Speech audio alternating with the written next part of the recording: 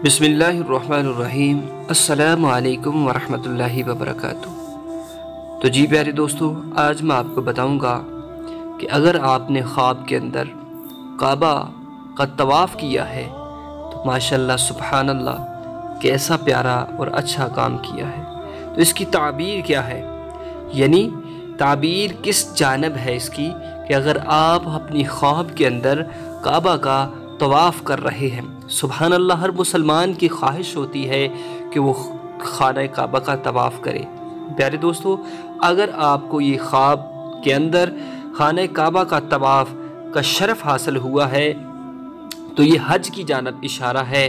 और जो इसकी दूसरी ताबीर है, दूसरी ये है कि निकाह की तरफ इशारा किया गया है कि जल्द अज जल्द अगर आप शादीशुदा हैं तो आपको हज की बशारत है, और अगर आप गैर शादीशुदा हैं तो इंशाअल्लाह अज़्ज़ा वजल जल्द ही आपका निकाह हो जाएगा।